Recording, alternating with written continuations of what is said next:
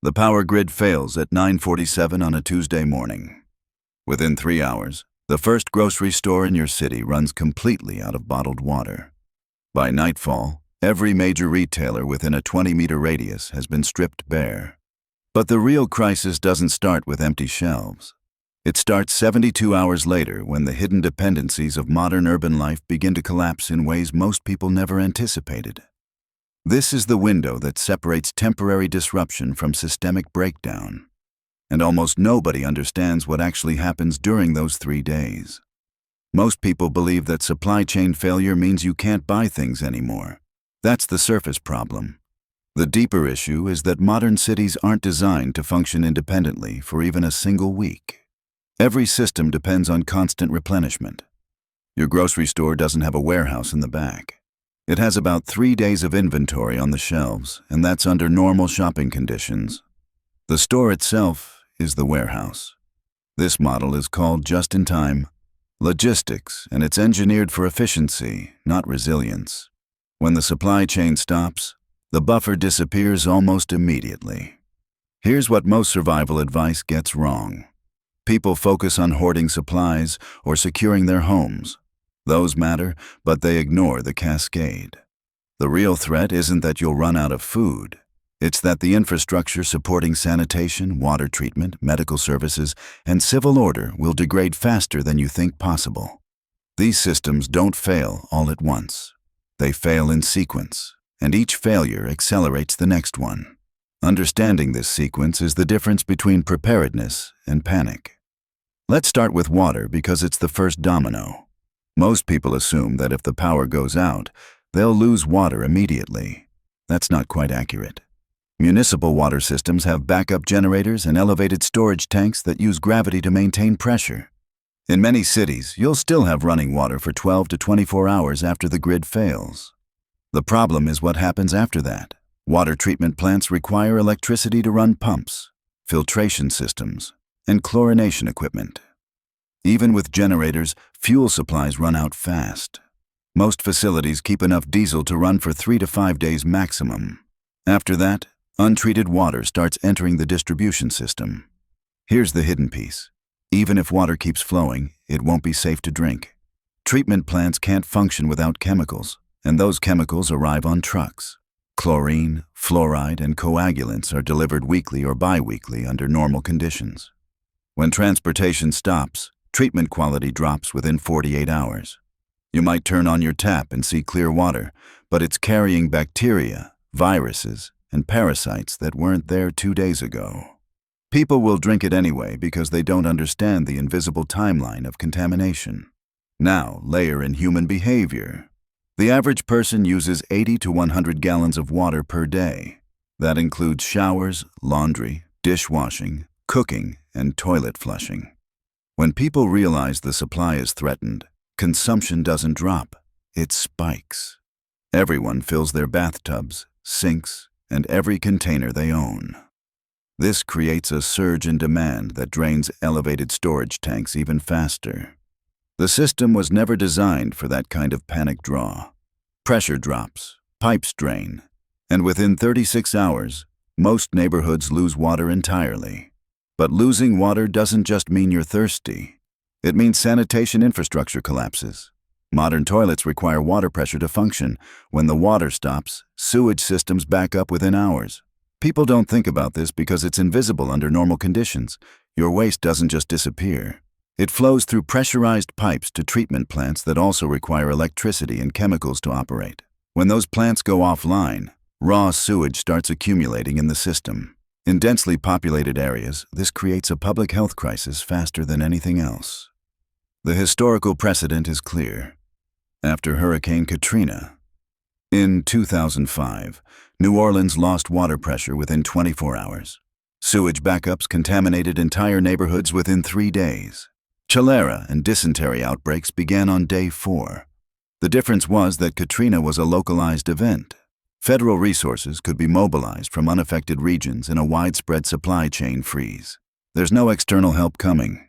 Every city faces the same problem simultaneously.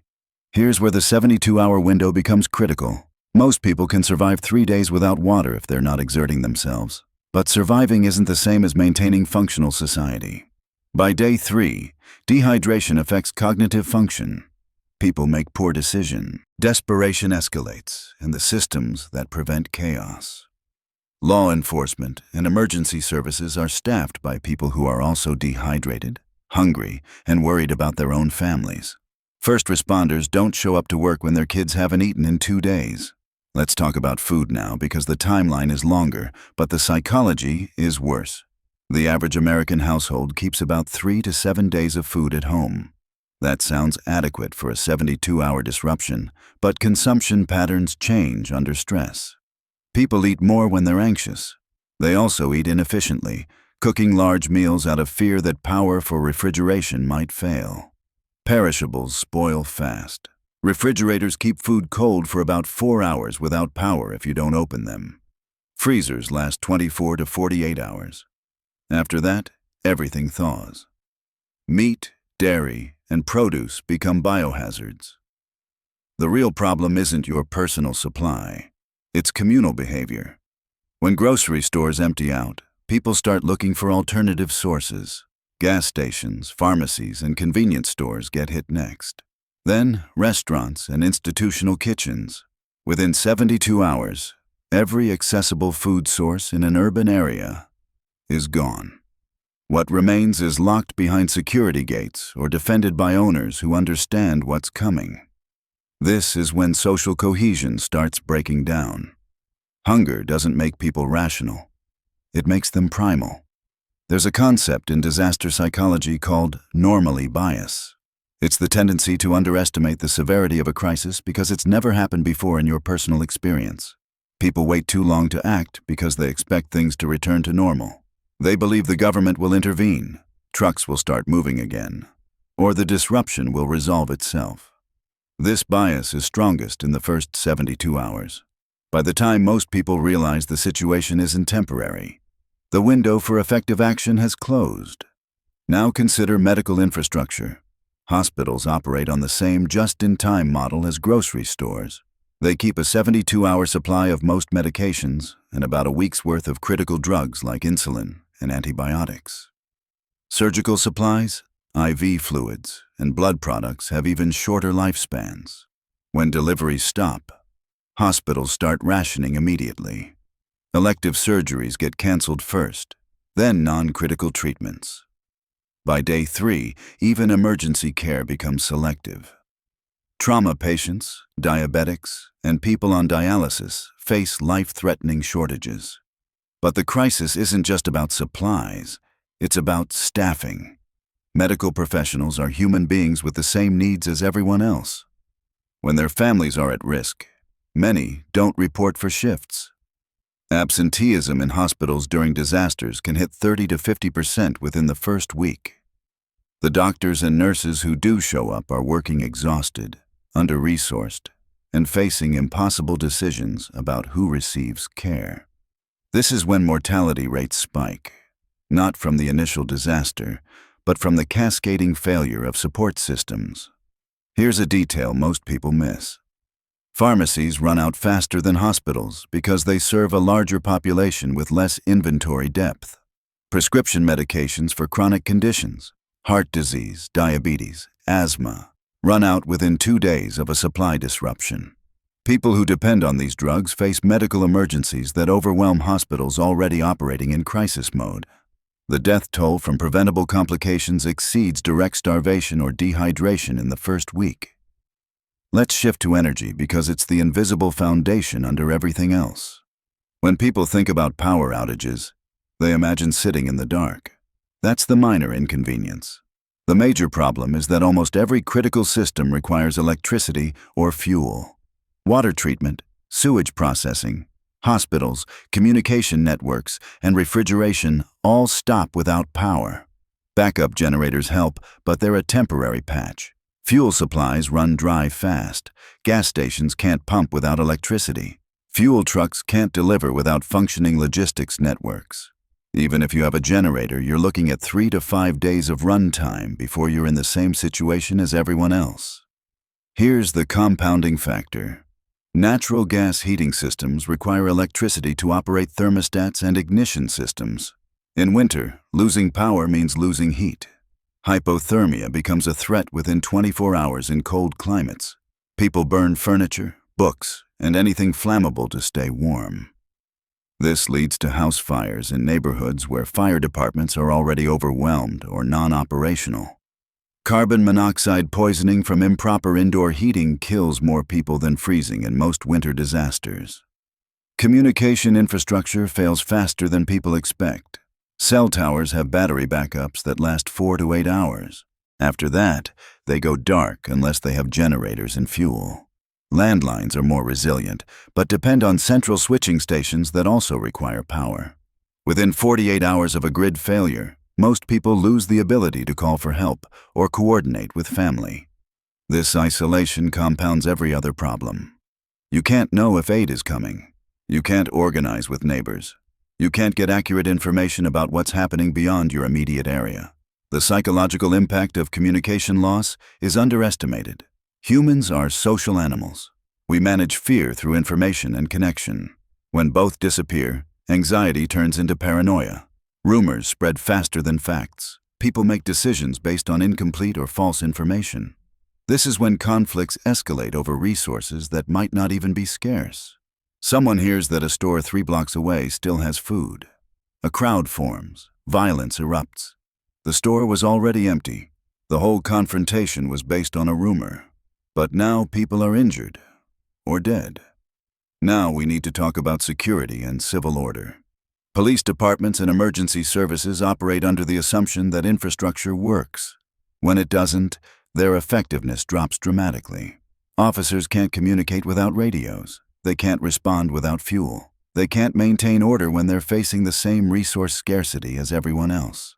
Most departments have contingency plans for short-term disasters. Those plans assume external support arrives within 72 hours. When it doesn't, the plans become irrelevant. Here's the uncomfortable truth. Law enforcement will prioritize critical infrastructure in wealthy neighborhoods. That's not a moral judgment. It's a resource allocation reality. They don't have enough personnel to protect everyone, so they protect what they deem most important. This leaves large portions of urban areas without any official security presence. Community defense becomes localized and informal. Some neighborhoods organize effectively. Others descend into chaos. The difference comes down to pre-existing social cohesion and leadership. There's a concept in collapse theory called the Seneca Cliff. It describes how systems decline slowly at first, then fall apart rapidly once they cross a tipping point. The first 72 hours is the slow part. Things are bad, but manageable. Structures still exist. People still follow norms. Then something breaks. A critical shortage, a violent incident, a rumor, and the decline accelerates. What took 3 days to degrade takes 3 hours to collapse completely. This is why the 72-hour window matters. It's your last chance to act before the cliff. Let's examine waste management because it's unglamorous, but critical. Garbage trucks run on diesel and operate on fixed routes. When fuel runs out or drivers don't show up, trash stops being collected. In summer heat, uncollected garbage becomes a biohazard within 48 hours. Rats, insects, and disease vectors explode in population. Cholera, typhoid, and dysentery spread through contaminated water and food. The death toll from disease outbreaks in the second week of a collapse often exceeds deaths from violence or starvation. People underestimate how fast urban environments become uninhabitable without sanitation. It's not just unpleasant, it's medically dangerous. Open sewage, rotting garbage, and lack of clean water create conditions similar to medieval cities during plague outbreaks. Modern medicine can treat these diseases, but not without antibiotics, clean facilities, and functioning supply chains. When those are gone, mortality rates from preventable illness return to pre-industrial levels. Here's a variable most people ignore. Weather in season dramatically affects survival timelines. A supply chain freeze in July is different from one in January. Heat accelerates dehydration and food spoilage. Cold requires more calories and creates hypothermia risks. Both present unique challenges, but winter is worse for urban populations because heating requires continuous fuel. You can survive heat by staying still and seeking shade. You can't survive cold without an external energy source. Northern cities face catastrophic death tolls within a week of losing heat in winter. Now, let's talk about population density. Rural areas have longer survival windows because infrastructure is simpler and resources are more distributed. Urban areas collapse faster because everything is interdependent. A city of 5 million people requires constant inflow of food, water, fuel, and medicine. When that stops, 5 million people are competing for whatever's left locally. The math is brutal. Even if every resident had a week of supplies, that's still 5 million people facing crisis simultaneously after 7 days. There's no way to manage that without external support. Here's the tactical reality. The 72-hour window is when you need to make permanent decisions about where you'll be and how you'll survive the next month. Staying in a dense urban area becomes exponentially more dangerous after day 3. But leaving requires fuel, planning, and a destination. Most people don't have all 3. Those who wait until day 4 or 5 find roads clogged, fuel unavailable, and safe destinations already overcrowded. The window for mobility closes fast. Evacuation sounds simple, but it's logistically complex. Where do you go? Rural areas can't absorb millions of urban refugees. Small towns will close roads and defend their resources. National forests and public lands become overcrowded with unprepared people who lack survival skills. The fantasy of retreating to the wilderness falls apart when you realize 10,000 other people had the same idea. Competition for wild game, clean water, and shelter turns remote areas into conflict zones. Here's the part nobody wants to hear. Most people won't make it past the first month. That's not pessimism. It's statistical reality based on historical collapses. The majority of urban populations depend entirely on systems they don't understand and can't repair. When those systems fail, people with no skills, no supplies, and no plan become liabilities. Communities will form around those who can contribute. Everyone else becomes a resource drain. It's harsh, but it's how human groups survive scarcity. Let's talk about skills that matter. Knowing how to purify water is more valuable than a year's supply of bottled water. Understanding food preservation without refrigeration is more important than a freezer full of meat. Being able to provide medical care, security, or mechanical repair gives you value in a collapsed environment. The people who survive long-term aren't the ones with the most stuff. They're the ones who can produce, fix, or protect. Consumption without production is a death sentence when supply chains are gone. There's a psychological transition that happens around day 5 or 6. People stop expecting rescue. They accept that the situation is permanent, at least for the foreseeable future. This is when behavior shifts from hoarding to trading, from isolation to alliance building. The survivors are the ones who make this mental shift early. They stop waiting for normally and start adapting to the new reality. The ones who cling to hope that things will go back to the way they were tend to make poor decisions that get them killed. Now consider the information vacuum. Without internet, television, or radio, you have no idea what's happening nationally or globally. You don't know if this is a regional disaster or a continental collapse. You don't know if help is coming or if everyone else is facing the same crisis. This uncertainty is paralyzing for most people. They wait for information that never comes. Meanwhile, people who act on local information and make decisions based on what they can observe directly tend to survive longer. Here's a pattern from every historical collapse. The first week separates the prepared from the unprepared. The first month separates the adaptable from the rigid. The first year separates communities from individuals.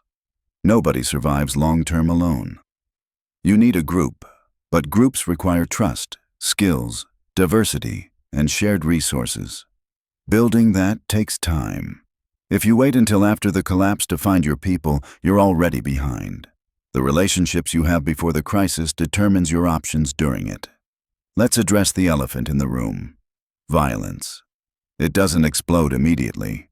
There's a grace period in the first 72 hours where social norms still hold. People are scared, but still civil. That changes when kids start crying from hunger, when someone watches their diabetic spouse deteriorate without insulin, when desperation overrides morality.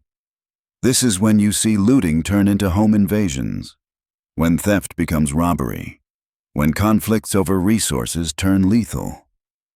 The transition happens faster in areas with pre-existing crime and slower in tight-knit communities. But it happens everywhere eventually. Security isn't about guns, though they matter. It's about visibility, hardening, and community. A house that looks empty gets targeted. A house that looks defended gets avoided. A neighborhood that organizes, watches, and shares resources stays safer than one where everyone isolates. The prepared individual is vulnerable. The prepared community is resilient. This is the lesson from every disaster. Lone wolves die. Packs survive. Here's the final piece. The 72-hour window isn't about having enough supplies to last 3 days.